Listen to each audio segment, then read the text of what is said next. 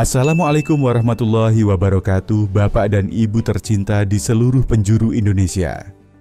Saya Raka dan hari ini saya mengundang Bapak dan Ibu untuk berbincang tentang satu hal yang sangat penting. Kaki kita. Saya jujur makin hari makin khawatir melihat orang tua saya. Dulu kuat gesit, sekarang baru jalan dari ruang tamu ke dapur saja sudah mengeluh pegal. Pernah juga saya lihat ayah saya hampir jatuh saat turun tangga masjid, padahal lantainya datar. Dan ini bukan hanya tentang rasa pegal, ini soal harga diri, soal kemandirian.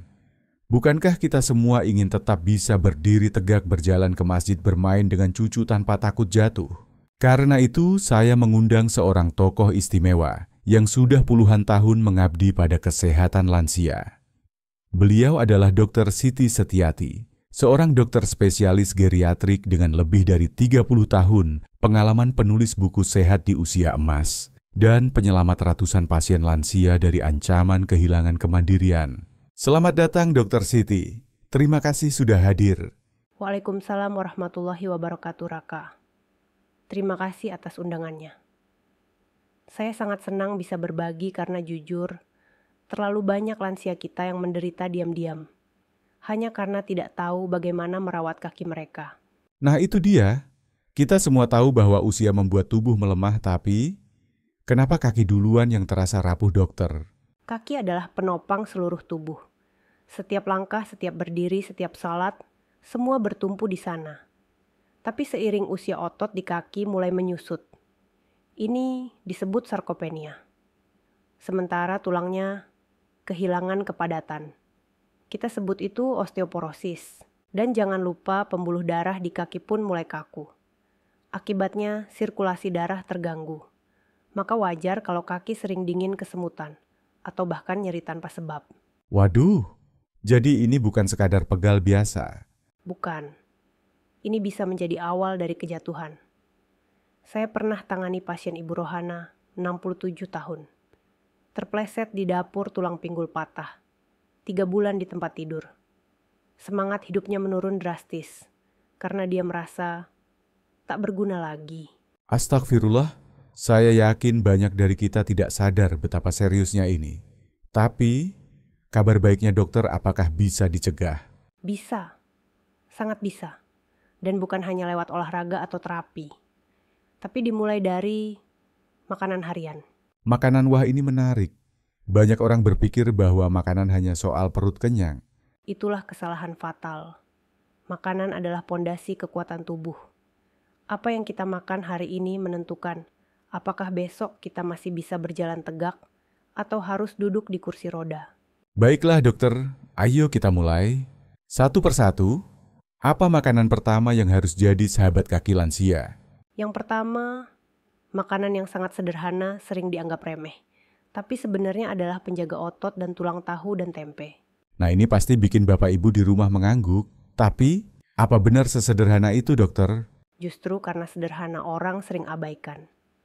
Padahal tahu dan tempe adalah sumber protein nabati yang luar biasa.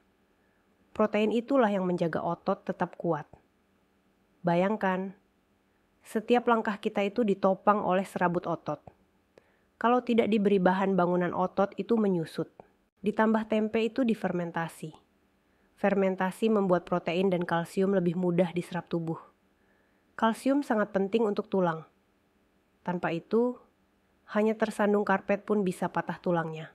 Wah, jadi ini bukan sekadar lauk pauk murah meriah ya dokter. Ini pondasi kaki kuat. Betul. Sayangnya, banyak lansia makan nasi banyak tempe hanya seiris kecil.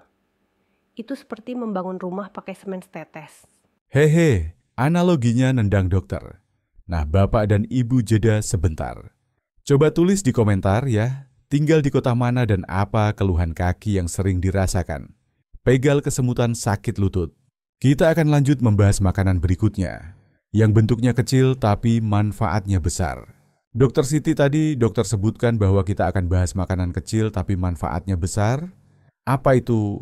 Ya Raka, makanan kedua adalah wortel. Banyak yang mengira wortel hanya untuk mata. Padahal bagi lansia wortel sangat penting untuk kaki. Wah, ini menarik. Bagaimana wortel bisa membantu kaki?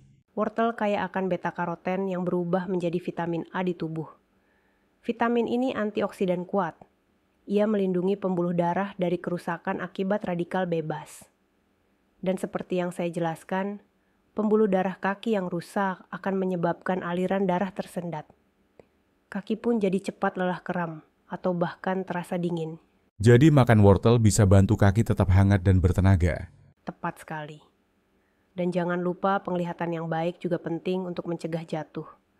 Banyak lansia tersandung bukan karena lantainya licin, tapi karena matanya tidak melihat jelas. Wah, saya jadi teringat nenek saya. Dia sering bilang lantainya licin padahal lantainya kering. Itulah bahayanya. Dan satu wortel sehari bisa membantu banyak. Bisa dibuat jus pagi hari, ditumis dengan buncis, atau direbus jadi pelengkap sayur bening. Mudah sekali ya. Tapi kalau mau camilan sehat dan kaya manfaat, apakah ada dokter? Ada. Makanan ketiga, almond. Wah, ini pasti banyak yang belum tahu. Apa manfaat almond untuk kaki? Almond mengandung magnesium dan vitamin E. Magnesium membantu otot rileks mencegah kram.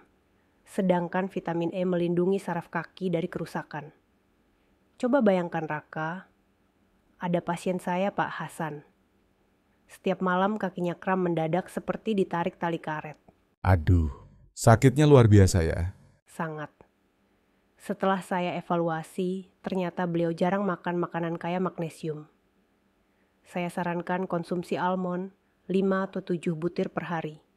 Dalam 2 minggu kramnya mulai berkurang. Wah, jadi solusinya bukan langsung obat tapi dari makanan. Betul, obat hanya meredakan gejala. Tapi makanan membangun dari akar masalahnya. Lanjut dokter, apa makanan keempat? Ini makanan yang sering dianggap hiasan dapur. Tapi sebetulnya pelindung kaki yang sangat kuat. Tomat. Wah, saya sendiri sering anggap tomat itu pelengkap saja. Itu jebakan umum Raka. Padahal tomat mengandung likopen, antioksidan yang menjaga elastisitas pembuluh darah. Saat usia menua, pembuluh darah mengeras menyempit oleh plak. Akibatnya darah sulit mengalir terutama ke kaki. Maka muncullah gejala seperti nyeri saat berjalan atau kaki mudah dingin. Jadi tomat bisa bantu melancarkan aliran darah ke kaki. Ya, apalagi jika dimasak dengan sedikit minyak, likopennya lebih mudah diserap tubuh. Saya sarankan ditumis ringan, dibuat sup atau saus tomat buatan sendiri. Wah, resep sehat dan lezat nih.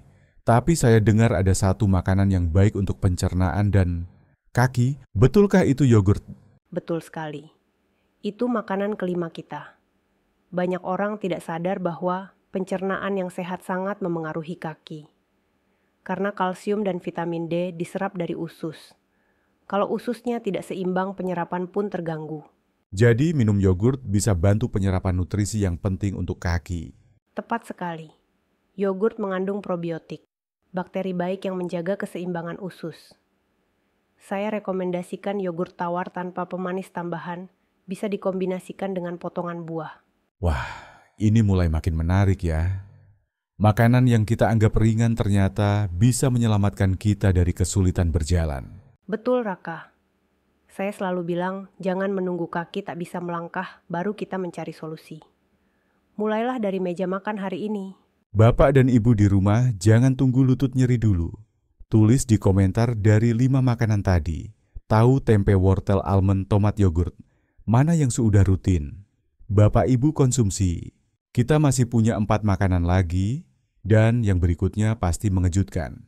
Baik dokter tadi, dokter sempat menyebut bahwa makanan berikutnya akan mengejutkan. Kami semua penasaran apa itu? Yang keenam, telur. Ya, telur biasa yang hampir setiap rumah punya. Tapi jangan tertipu kesederhanaannya, karena telur menyimpan kekuatan luar biasa untuk kaki lansia. Wah, telur. Bukannya telur malah sering dianggap kolesterol tinggi dan berbahaya untuk orang tua. Itulah salah satu miskonsepsi yang sangat sering saya luruskan. Telur memang mengandung kolesterol, tapi kolesterol baik. Dan bila dikonsumsi dalam jumlah wajar, maksimal 1 butir per hari, justru manfaatnya jauh lebih besar. Telur mengandung protein berkualitas tinggi, sangat penting untuk memperbaiki dan membangun otot. Dan lebih dari itu, telur juga mengandung vitamin D yang membantu tubuh menyerap kalsium. Kombinasi inilah yang memperkuat otot dan tulang kaki. Jadi dengan makan telur secara rutin, kaki kita akan lebih kuat dan tidak mudah goyah. Betul sekali. Saya sarankan telur rebus di pagi hari atau telur orak-arik dengan sedikit sayur di malam hari. Praktis, murah, dan manfaatnya nyata. Wah, ini benar-benar makanan rakyat tapi efeknya luar biasa. Jangan remehkan yang sederhana, Raka. Karena justru yang paling dekat itulah yang sering kita abaikan. Nah, sekarang kita sudah punya protein kalsium antioksidan. Apakah ada buah-buahan yang juga mendukung kekuatan kaki? Ada. Dan ini yang ketujuh, jambu biji. Wah, jambu biji. Saya kira itu hanya untuk orang yang sedang flu. Hahaha, banyak yang berpikir begitu. Padahal jambu biji sangat kaya vitamin C, jauh lebih tinggi dari jeruk. Dan vitamin C ini berperan penting dalam pembentukan kolagen. Kolagen. Bukan hanya untuk kulit awet muda ya? Betul, kolagen juga membentuk jaringan ikat di kaki, ligamen tendon pembuluh darah. Kalau jaringan ikat kuat sendi kaki lebih stabil, tidak mudah nyeri atau cedera. Dan pembuluh darah yang kuat artinya aliran darah tetap lancar. Wah, ini informasi baru buat saya. Saya suka jambu biji tapi baru tahu ternyata ini juga baik untuk kaki. Nikmati jambu biji dalam bentuk segar atau dibuat jus tanpa gula. Cukup 1 buah per hari, manfaatnya luar biasa. Kita lanjut ke makanan ke-8 ya dokter. Ini mungkin yang paling berani rasanya. Tepat. Kunyit. Rempah berwarna emas ini mengandung kurkumin, zat aktif yang memiliki sifat antiinflamasi dan antioksidan kuat. Saya sebut ini sebagai obat alami dari dapur. Wah, jadi kunyit bisa bantu mengurangi nyeri sendi. Bukan hanya mengurangi, kunyit bisa menekan peradangan kronis yang jadi penyebab utama kekakuan nyeri dan pembengkakan di persendian kaki. Jadi daripada tergantung obat pereda nyeri, lebih baik mulai konsumsi kunyit secara alami. Benar sekali. Bisa ditambahkan dalam masakan harian seperti sayur lodeh tumisan atau dibuat jamu kunyit asam. Jika ingin lebih praktis, bisa konsumsi kapsul ekstrak kunyit yang kini banyak tersedia di apotek. Wah, Bapak Ibu kalau punya masalah sendi yang kaku saat bangun tidur ini solusinya ya. Jangan tunggu sampai tidak bisa rukuk saat sholat baru panik. Mulailah dari sendok dan piring kita hari ini. Luar biasa dokter. Sisa 1 makanan lagi ya. Tapi sebelum kita ke sana, saya mau tanya dulu ke penonton. Jeda sebentar. Kalau Bapak dan Ibu masih menyimak sampai sini, tulis di komentar angka 1. Kalau masih semangat belajar angka 0. Kalau sudah mulai bosan. Tapi saya harap semua tulis 1 ya. Karena rahasia terakhir ini akan menutup semuanya dengan sempurna. Baik, dokter kita sudah sampai pada makanan terakhir. Ini pasti yang paling istimewa ya. Betul sekali, Raka. Makanan ke-9 ini bukan hanya pelengkap, tapi bisa disebut penjaga kaki secara menyeluruh. Namanya brokoli. Wah, sayur hijau yang satu ini bentuknya memang unik. Tapi apa istimewanya untuk kaki lansia? Brokoli mengandung banyak sekali nutrisi, penting serat vitamin C, vitamin K, flavonoid, dan antioksidan kuat. Serat membantu pencernaan tetap lancar.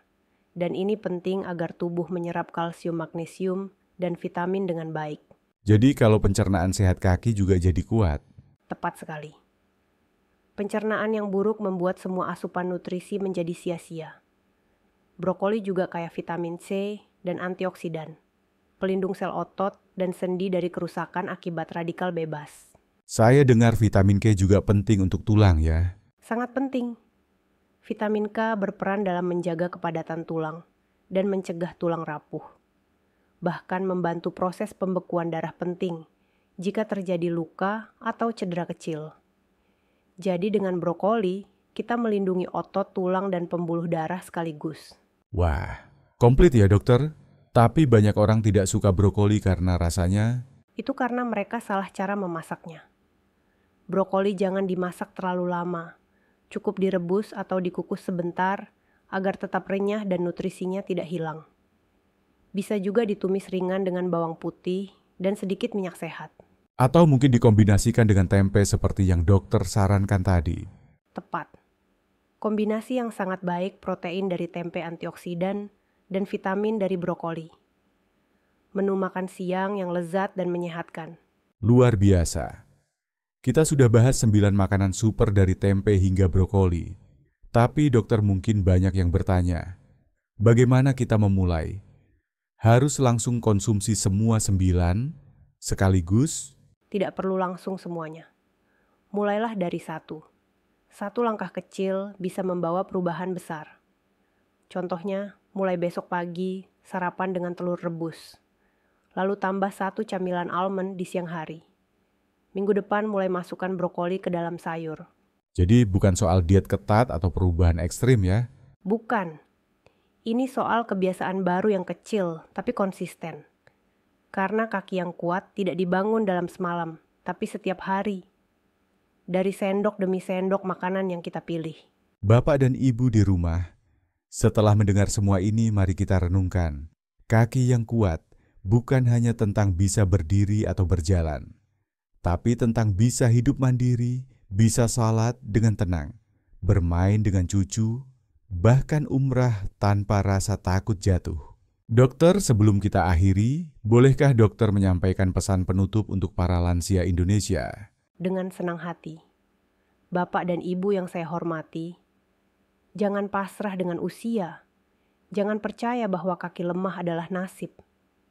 Dengan makanan yang tepat, gerakan ringan setiap hari, dan semangat untuk hidup sehat, Bapak dan Ibu bisa menjaga kekuatan harga diri dan kemandirian sampai usia berapapun.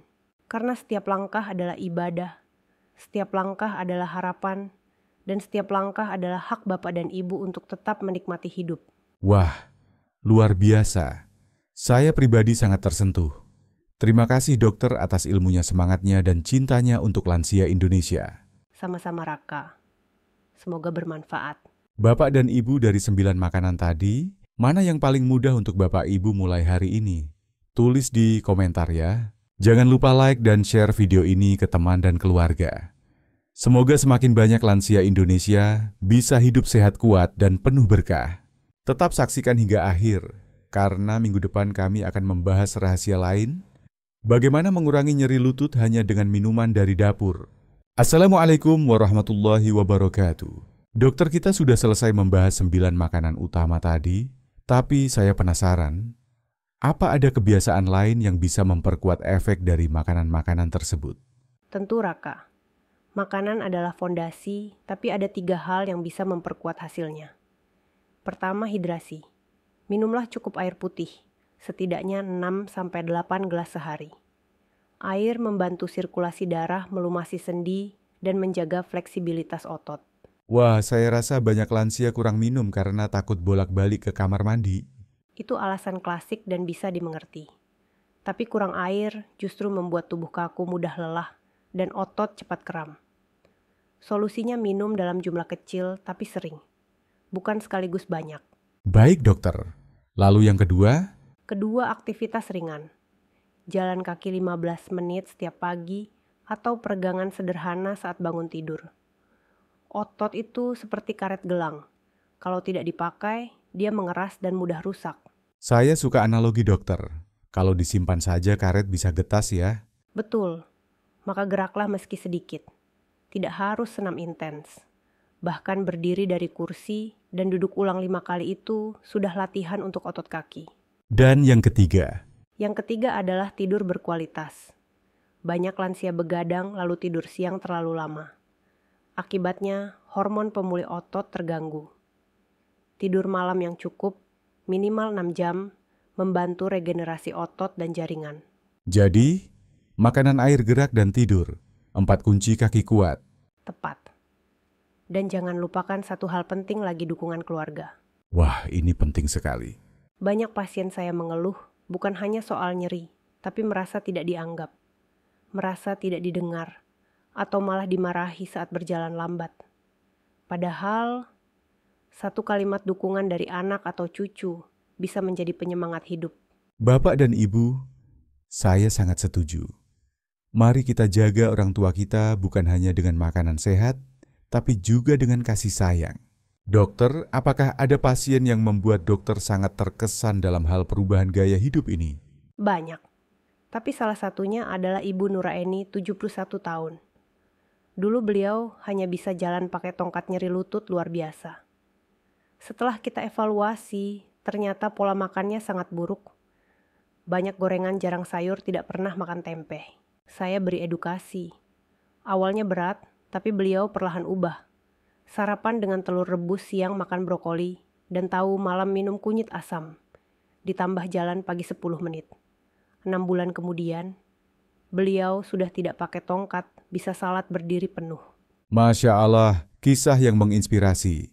Itu bukti bahwa tidak pernah terlambat untuk berubah. Tepat. Kuncinya adalah kemauan. Dan jangan menunggu rasa sakit datang baru kita sadar. Saya ingin mengajak semua yang menonton mulai dari satu perubahan kecil. Tulis di komentar langkah kecil saya hari ini adalah, dan sebutkan satu makanan atau kebiasaan sehat yang ingin Anda coba mulai hari ini. Dokter sebagai penutup, bolehkah dokter sebut ulang ke-9 makanan tadi, agar Bapak Ibu bisa mencatat? 9 sahabat kaki lansia. Mudah ditemukan, murah, dan manfaatnya sangat besar. Terima kasih dokter. Saya rasa ini daftar paling penting yang harus ditempel di dapur setiap rumah. Saya jadi ingat satu hal, dulu orang tua saya sering berkata yang penting kenyang. Tapi hari ini saya sadar, yang penting bukan cuma kenyang, tapi apa yang kita makan menentukan masa depan tubuh kita. Betul, Raka. Kita bisa kenyang dengan gorengan tapi tubuh jadi sakit. Atau kita bisa kenyang dengan tempe dan brokoli dan tubuh jadi sehat, mandiri, dan penuh semangat. Luar biasa. Jadi makanan bukan hanya mengisi perut, tapi membangun masa depan. Persis. Dan tidak ada kata terlambat untuk memulai. Usia bukan penghalang. Bahkan di usia 70-80 tahun pun, tubuh masih bisa membaik. Asal kita memberi nutrisi yang benar. Dokter, sebelum benar-benar kita akhiri, apa satu pesan singkat yang paling penting untuk semua lansia di Indonesia? Jangan menyerah. Jangan anggap kaki lemah itu takdir. Dengan pengetahuan yang tepat, makanan yang bijak, dan semangat yang kuat, Bapak dan Ibu bisa kembali berjalan dengan bangga, salat dengan tenang, dan memeluk cucu tanpa takut jatuh. Masya Allah, sungguh kalimat yang menggetarkan hati. Saya pribadi merasa seperti mendapat energi baru. Dan saya yakin Bapak dan Ibu di rumah juga merasakannya. Baik Bapak dan Ibu, mari kita ingat bersama, kaki yang kuat bukan hanya tentang berjalan, tapi tentang hidup dengan harga diri, tentang bisa pergi ke masjid sendiri, tentang bisa menemani cucu bermain, tentang tidak menjadi beban.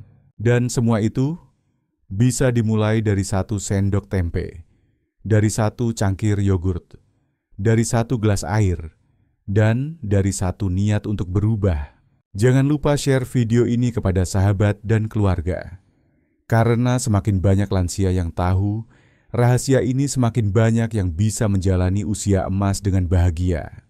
Dan minggu depan kami akan bongkar minuman dari 2 bahan dapur yang bisa mengurangi nyeri sendi dalam waktu 7 hari.